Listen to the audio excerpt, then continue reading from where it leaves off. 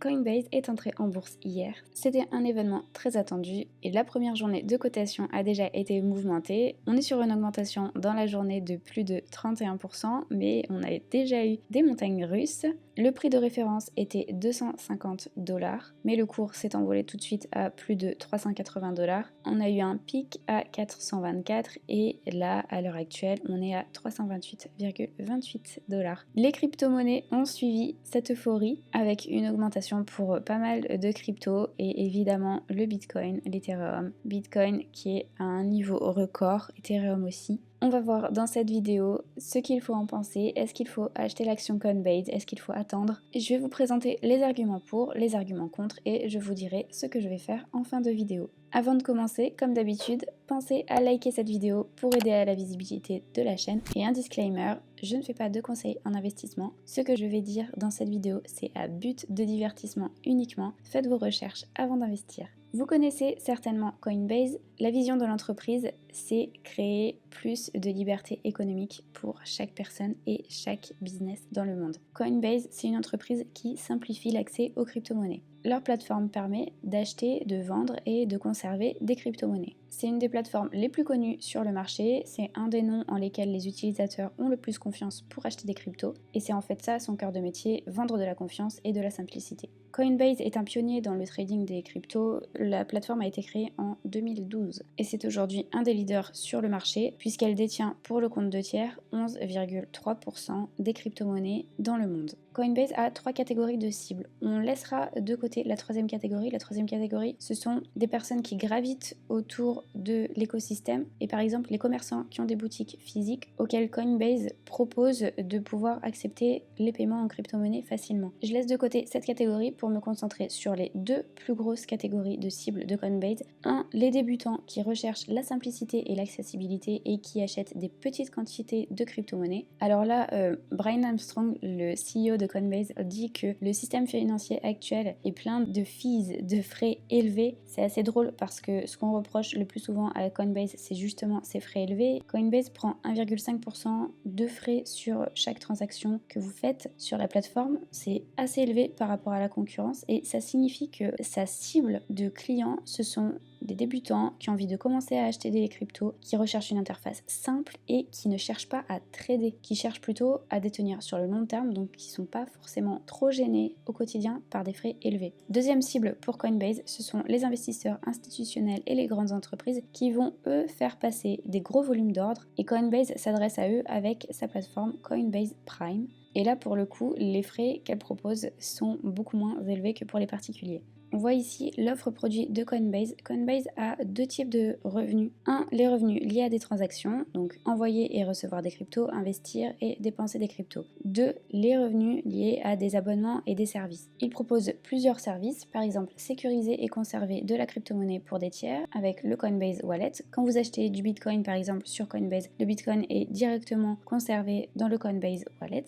Ils ont mis en place aussi pour les clients en Europe une carte bancaire en partenariat avec Visa. Ils ont lancé en partenariat avec Circle une stablecoin USD Coin qui est un des plus gros stablecoins au monde. Enfin, je le disais tout à l'heure, Coinbase s'adresse à une cible qui gravite autour de la crypto avec Coinbase Commerce, une plateforme qui permet aux commerçants d'accepter de la crypto-monnaie facilement, et aussi Coinbase Earn, qui est une plateforme éducative où on peut gagner des cryptos en prenant des cours sur les crypto-monnaies. L'entrée en bourse de Coinbase était un événement très attendu. On parlait de la plus grosse IPO depuis Facebook et c'était vraiment le moment idéal pour Coinbase d'entrer en bourse pour plusieurs raisons. Premièrement, on est dans un bull run. Plusieurs crypto-monnaies atteignent des niveaux records et en tout premier le Bitcoin qui n'a jamais été aussi haut, plus de 64 000 $ hier. On pense que ce bull run est différent des autres quand on regarde ce graphe qui répertorie le volume de recherche pour les termes Bitcoin, Ethereum, Coinbase, Uniswap sur Google. On a eu le pic fin 2017. On n'a pas du tout atteint ce pic là et ça signifie que ce ne sont plus seulement les investisseurs particuliers qui sont entrés dans le jeu, il y a aussi un gros volume d'investisseurs institutionnels qui font maintenant bouger le marché avec les particuliers. Et on le voit ici sur ce graphe qui montre cette augmentation de la part des institutionnels et du volume tradé par les institutionnels sur les crypto-monnaies. Ici, on a le volume tradé par les particuliers et en noir, on a le volume tradé par les institutionnels et le volume tradé par les institutionnels augmente plus vite que le volume médian tradé sur les crypto-monnaies. À côté des institutionnels, on a aussi des entreprises privées comme MicroStrategy, Tesla, PayPal, Visa qui contribuent à la visibilité des cryptos et en particulier à la visibilité de Bitcoin. Ça se fait de plusieurs manières. Par exemple, en plaçant une partie de la trésorerie de l'entreprise sur du Bitcoin, c'est ce que fait Tesla. La visibilité des cryptos augmente aussi parce que des entreprises comme Tesla, encore une fois, se mettent à accepter des crypto-monnaies comme moyen de paiement. Et enfin, on a des plateformes comme PayPal et Visa qui, elles, aident à la démocratisation des cryptos en facilitant les paiements avec les cryptos. Tous ces éléments et cette part de plus en plus importante d'investisseurs institutionnels, c'est une des raisons pour lesquelles Cathie Wood de ARK Invest est très positive sur l'entreprise Coinbase. Cathie Wood a dit hier dans une interview qu'elle est bullish non seulement évidemment sur le Bitcoin mais aussi sur Coinbase, en particulier à cause de l'intérêt croissant des institutionnels pour les crypto-monnaies. Elle pense que Coinbase bénéficiera de cet engouement. ARK Invest s'attend à ce que l'action fasse bien plus que leur minimum requis de croissance, plus 15% par an, donc une action dont le cours double environ au bout de 5 ans. Et ARK Invest s'attend évidemment à de la volatilité sur cette action, mais ils sont très optimistes sur l'avenir de Coinbase et selon Cathie Wood, ils vont essayer de buy the dips, acheter les points bas. Côté croissance, on avait 43 millions d'utilisateurs vérifiés en décembre 2020, on est à 56 millions aujourd'hui. Coinbase a aussi 7000 clients institutionnels, des dizaines de milliers de partenaires à travers le monde et la plateforme est active dans plus de 100 pays. Chiffre très important et impressionnant, ils détiennent sur la plateforme pour le compte de tiers 11,3% de toutes les crypto-monnaies en circulation dans le monde. Je le disais tout à l'heure, Coinbase gagne de l'argent de deux manières, un sur les transactions, ici en bleu foncé, et deux sur les abonnements et les services annexes en bleu clair. Pour l'instant, la grosse majorité de ces revenus vient des transactions, à plus de 85% sur les derniers trimestres. Et la majorité de ces revenus viennent des investisseurs particuliers. Ça, on le verra un peu plus tard, c'est un risque. Coinbase a plus que doublé son chiffre d'affaires en 2020 par rapport à 2019 et l'entreprise a généré un revenu net de 322 millions en 2020 contre une perte de 30 millions en 2019. Ça, c'était déjà une très belle progression, mais au premier trimestre 2021, les chiffres de Coinbase ont été fous. Au premier trimestre 2021, Coinbase a fait plus de chiffre d'affaires que sur toute l'année 2020, 1,8 milliard de dollars contre même pas 1,2 milliard de dollars en 2020. Et son revenu net au premier trimestre 2021 a dépassé le revenu net total de 2020. Coinbase a atteint entre 730 millions et 800 millions de dollars de revenus net pour le premier trimestre 2021. Donc quand je vous disais que c'était le moment idéal pour Coinbase d'entrer en bourse, c'était vraiment le moment idéal parce que le marché a vu ses chiffres le 6 avril, donc une semaine avant l'entrée en bourse. Les marges de Coinbase sont élevées, on est à un peu moins de 40% contre par exemple 29% pour PayPal et 5% pour Square. Ça, c'est ce qui permet à Coinbase de générer énormément de cash, mais c'est aussi un risque, encore une fois, on verra un petit peu plus tard. Et on en arrive maintenant au risque. Premier risque, c'est le risque de hack. Deuxième gros risque sur cette action, c'est la corrélation avec le marché des crypto-monnaies et en particulier le marché du Bitcoin. Là, à l'heure actuelle, on est dans un contexte de bull run, mais quand le bull run s'arrêtera, si le marché des crypto-monnaies s'effondre, les revenus de Coinbase chuteront, puisque je vous le rappelle, la grande majorité de ces revenus est générée grâce aux investisseurs particuliers qui, dès que les cryptos s'effondrent, sont très rapides pour retirer leur argent, et le cours de Coinbase risquera donc de s'effondrer. On voit ici que le volume tradé au global est très fluctuant. Il dépend vraiment de la bonne santé du marché des cryptos et même l'engouement des institutionnels varie fortement au fil du temps. Alors par rapport à ça, qu'est-ce qu'on fait? Les avis sont très partagés. On a des analystes qui considèrent que l'action Coinbase peut atteindre les 600 $. On a aussi des personnes qui considèrent que Coinbase ne vaut pas du tout 100 milliards de dollars, mais vaut plutôt 5 milliards. Personnellement, voici ce que je vais faire. Premièrement, je vais observer. Vous devez savoir qu'il y a des études qui ont été faites sur les performances des IPO,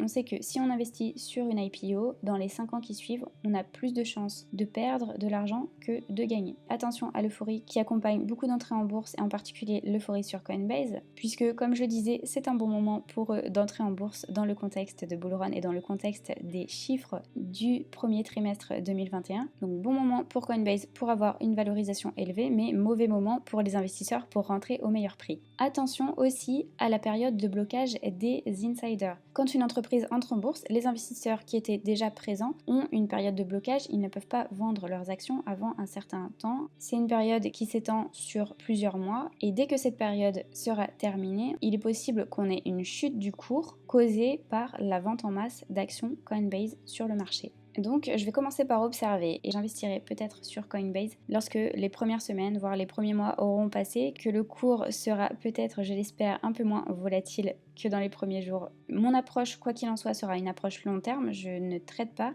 Et investir sur Coinbase, pour moi, c'est parier sur l'essor des crypto-monnaies. Et ça, c'est une question très personnelle. Mon approche par rapport à ça, par rapport au fait de parier sur l'essor des crypto-monnaies, elle est simple. Premièrement, plutôt que de miser sur la meilleure crypto-monnaie, ça m'intéresse de miser sur les entreprises qui permettent d'accéder au marché des cryptos et notamment donc les plateformes qui permettent de les échanger. C'est un peu faire le parallèle avec la ruée vers l'or. Quand il y a eu la ruée vers l'or aux États-Unis, ceux qui ont fait le plus d'argent, c'est ceux qui vendaient des pelles et des accessoires aux chercheurs d'or plutôt que les chercheurs d'or eux-mêmes. Donc faire le chercheur d'or en essayant d'identifier la nouvelle crypto-monnaie à la mode, c'est pas vraiment mon truc. Ce qui m'intéresse le plus, c'est d'aller miser sur les vendeurs de pelles. J'avais aussi parlé dans une autre vidéo, dans la vidéo sur les actions à surveiller pour avril de Voyager Digital, qui est un concurrent de Coinbase et qui est une entreprise aussi qui m'intéresse fortement et que je suis de près.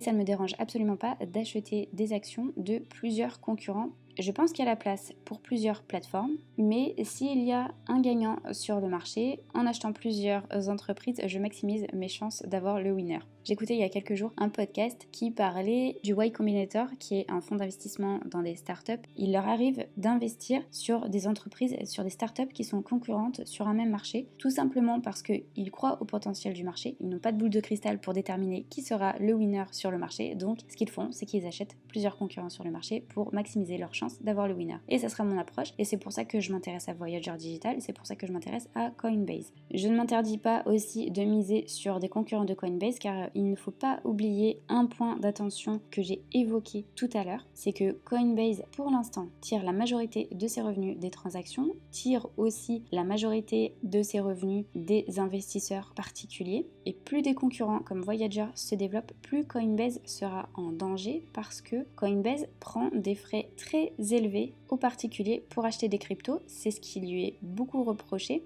et comme dirait Jeff Bezos, comme dirait Amazon, votre marge, c'est mon opportunité. C'est-à-dire que cette marge élevée que Coinbase se permet de prendre, aujourd'hui ça lui permet d'accumuler du cash, c'est très bien, mais ça peut au fil du temps lui faire perdre des parts de marché au profit de plateformes qui savent pratiquer des tarifs plus attractifs pour les particuliers. C'est tout pour cette vidéo, n'hésitez pas à me dire ce que vous pensez de cette entreprise dans les commentaires. Si ce n'est pas déjà fait, pensez à vous abonner, à activer la cloche pour ne rien louper de nos futurs contenus. On se retrouve très prochainement avec d'autres vidéos, notamment sur les actions qui permettent de miser sur l'essor des crypto-monnaies. En attendant, je vous laisse avec une autre vidéo. Ciao!